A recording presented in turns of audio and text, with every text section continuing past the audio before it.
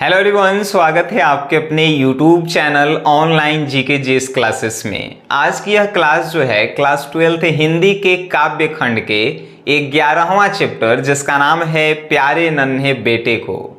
आज इस क्लास में आप इसके सब्जेक्टिव क्वेश्चन को इस प्रकार से पढ़ेंगे कि ना ही इसे आपको दोबारा रटना पड़े और ना ही इस वीडियो को दोबारा देखने की आपको ज़रूरत पड़े। ठीक है, चलिए शुरू करते हैं। कैसे हम लोग पढ़ते हैं, चैप्टर के नाम आप ऑलरेडी जानते हैं, प्यारे नन्हे बेटे को। तो इस चैप्टर का जो पहला क्वेश्चन है कि बिटिया से क्या सवाल किया गया, तो बताइए बिटिया से लेखक जो है कौन सा सवाल करता है।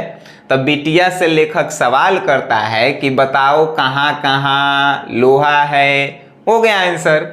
लिखेंगे कैसे, तो बिटिया से यह सवाल किया गया कि बताओ कहाँ कहाँ लोहा है। नेक्स्ट क्वेश्चन कि बिटिया कहाँ कहाँ लोहा पहचान पाती है। तो बिटिया कहाँ कहाँ लोहा पहचान पाती है, कैसे लिखेंगे, तो बिटिया अपने आसपास उपस्थित लोहे को पहचान पाती है, जैसे कि दरवाजे में लगा कब्जा, दरवाजे में धसी कील, कलछुल, सिकरी, उसके बाद बहुत सारी चीजें। ठीक है, तो आप इसे भी लिख सकते हैं। अब जो है नेक्स्ट क्वेश्चन आपके थर्ड हैं, कवि लोहे की पहचान किस रूप में कराते हैं। यही पहचान उनकी पत्नी किस रूप में कराती है। आइए कैसे लिखेंगे, उत्तर लिखेंगे कवि लोहे की पहचान अपने आसपास उपस्थित वस्तुओं के रूप में कराते हैं, जैसे कुदारी और बैल के गर्दन में लटकल घंटी के गोली और बैलगाड़ी के चक्का के पट्टा, उसके बाद जो है बहुत सारी चीजें। ठीक है, अब आगे यही पहचान उनकी पत्नी किस रूप में कराती है।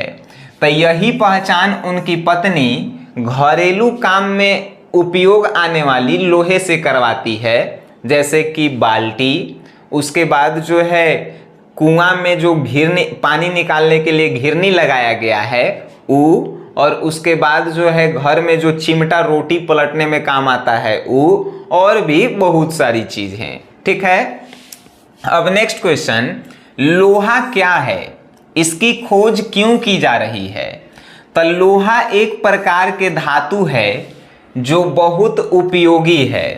इसकी खोज क्यों की जा रही है, तो लोहा के खोज इसलिए किया जा रहा है काहे कि लोहा का उपयोग हमारे जीवन के लिए काफ़ी ज़्यादा उपयोगी है। हर एक क्षेत्र में लोहा का उपयोग होता है, चाहे कृषि हो, घरेलू काम हो, चाहे कोई बिजनेस हो, चाहे कुछ चीज़ हो, ओकरा में लोहा के काम आता है।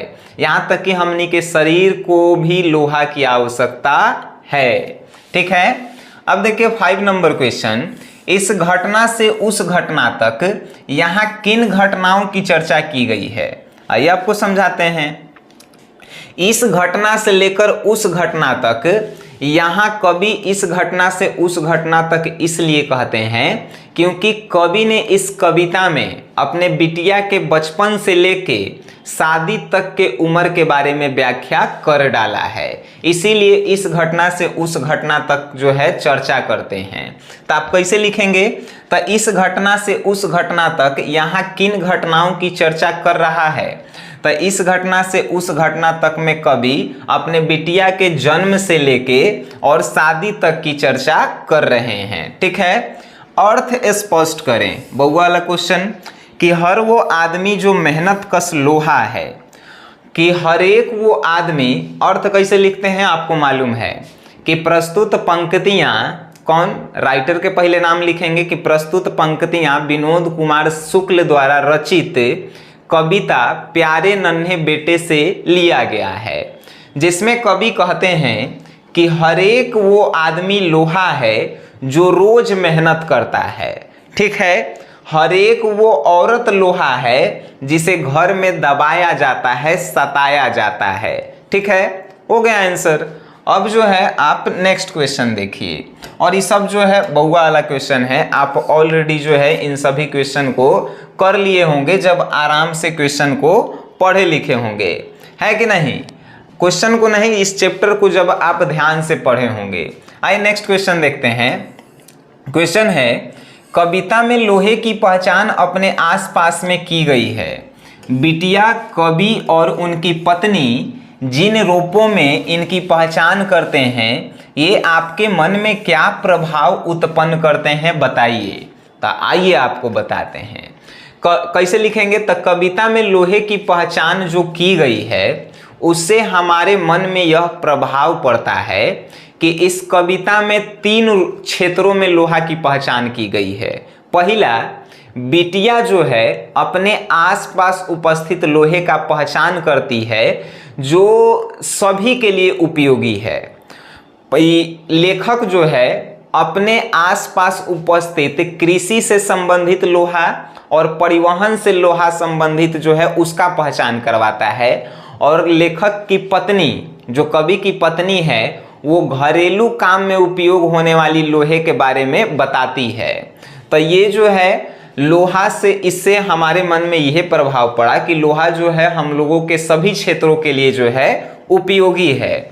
आप समझ गए कि कविता में लोहे की पहचान से आपके मन में क्या प्रभाव पड़ता है। तो कविता में जो लोहा का पहचान किया गया है वो 3 क्षेत्रों में किया गया है। बात आप समझ रहे हैं ना?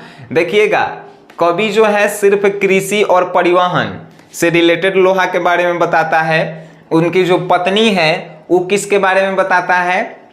तो वो जो है घर में जो काम में लोहा उपयोग आता है उसके बारे में। और बिटिया जो है जो सभी जगह उपयोग आवे, जैसे केमारी के कब्जा, ये सबके लिए उपयोग है। केमारी में धंसा कांटी, कलछुल जो सभी के लिए खाना बनाने में उपयोग है कि नहीं? तो ये जो है आपके मन पे ये प्रभाव डालते हैं कि 3 क्षेत्रों के लोहा के बारे में ये कविता जो है हमें बताता है जो हमारे जीवन में काफी ज्यादा उपयोगी है।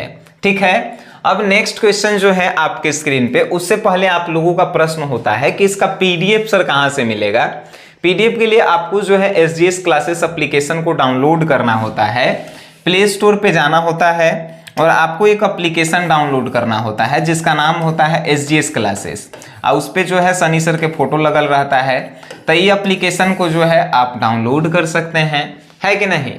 अब जो है नेक्स्ट क्वेश्चन आपके स्क्रीन पे 8 नंबर क्वेश्चन है कि मेहनतकश आदमी और दबी सताई बोझ उठाने वाली औरत में कवि द्वारा लोहे की खोज का क्या आश्रय है। आइए इसको समझते हैं। मेहनतकश आदमी और दबी सताई जो बोझ उठाने वाली औरत है, कवि द्वारा लोहे की खोज का क्या मतलब है। तो इसमें क्या लिखेंगे? तो जो रोज मेहनत करने वाला आदमी है उसमें कवि लोहा की खोज इसलिए किया है क्योंकि लोहा भी जो है जिसे दबाने और पिघलाने पर वो अपना रूप जो है नहीं बदलता है, उसी प्रकार एक व्यक्ति जो होता है रोज ना ही जाड़ा गर्मी बरसात देखता है और रोज काम करने जाता है, मेहनत करने जाता है, तो वो एगो लोहा के समान हुआ, है कि नहीं। एगो महिला से तुलना काहे किया गया है? तो घर परिवार में महिला को जो है दबाया जाता है, सताया जाता है, उसको मारा जाता है, पीटा जाता है, फिर भी वो महिला अपन परिवार को छोड़कर नहीं जाती है, अपने परिवार के साथ खड़ी रहती है। तो एक लोहा भी जो होता है उसको दबाइए, गलाइए, पिघलाइए, काटिए, वो अपना अस्तित्व लोहा नहीं खोता है। लोहा है तो लोहे रहेगा, बदल के वो चांदी नहीं हो जाएगा। वैसे ही महिला जो है कितनों आप उसको मारिए, पीटिए, दबाइए, घर परिवार के लोग करते हैं, लेकिन महिला अपन रूप नहीं बदलती है, वो हमेशा परिवार के साथ खड़ी रहती है। ठीक है। 9 नंबर क्वेश्चन है कि यह कविता एक आत्मीय संसार की सृष्टि करता है पर वह संसार ब्राह्मण निरपेक्ष नहीं है। इसमें सृष्टि और संवेदना, इसमें दृष्टि और संवेदना, जिजीविषा और आत्मविश्वास सम्मिलित है। इस कथन की पुष्टि कीजिए। देखिए, यह कविता जो है एक आत्मीय संसार की सृष्टि करती है। रियलिटी में एक आंसर कैसे लिखेंगे वो हम आपको बताते हैं कि प्रस्तुत कविता जो है लिखे हैं जो विनोद कुमार शुक्ल कवि, वो अपने आसपास यानी इर्द गिर्द में जो उपस्थित वस्तु है उसी से रिलेट करके ये पूरी कविता लिख दिए हैं। इसमें उन्होंने ब्राहा मतलब कि बाहरी किसी भी वर्ड या चीज का उपयोग उन्होंने नहीं किया है, लेकिन इन कविताओं में जो है काफी ज्यादा जो है आपको जिजीविषा मिलने को मिलेगा और आत्मविश्वास देखने को मिलेगा। लिखेंगे कैसे, फिर से हम आपको बताते हैं कि प्रस्तुत जो कविता है इसमें आत्मीय संसार की सृष्टि नजर आती है, क्योंकि कवि अपने आसपास उपस्थित वस्तुओं से ही इस कविता को लिख दिया है। ब्राहा मतलब कि बाहरी वस्तु का या शब्दों का प्रयोग नहीं किया है। फिर भी इस कविता जो है, इस कविता में आपको जिजीविसा मीन्स पढ़ने में आपको मन लगेगा, इतना बढ़िया से जो है लिखा है कवि ने। और इसमें आत्मविश्वास, और इस कविता में आत्मविश्वास देखने को मिलता है। ठीक है, आइए नेक्स्ट क्वेश्चन है, बिटिया को पिता सिखलाते हैं तो माँ समझाती है, ऐसा क्यों? बिटिया को पिता सिखलाते हैं तो माँ समझाती है, ऐसा इसलिए काहे कि पिता जो चाहते हैं कि हमर बेटा बेटी हमसे भी तेज होके, इसीलिए पिता हमेशा जो है अपने बाल बच्चे को सिखाने का काम करते हैं। वहीं माँ जो है समझाने का काम करती है, काहे कि माँ के जो है बाल बच्चा बहुत ज़्यादा करीब रहता है। तो कोई अगर बढ़िया से अपने बाल बच्चा को समझा सकता है तो वो उसकी माँ ही होती है। ठीक है, तो यही कारण है। अब बताइए, ये सब क्वेश्चन आंसर रटे वाला था? नहीं रटे वाला था। आप जब कविता को ध्यान से पढ़ेंगे, इनमें कोनो ऐसा क्वेश्चन नहीं है जो कविता से बाहर के है कि नहीं, या आपके किताब से बाहर के है। सब बउआ वाला क्वेश्चन है, और आप जो है आप इसे याद भी कर लिए।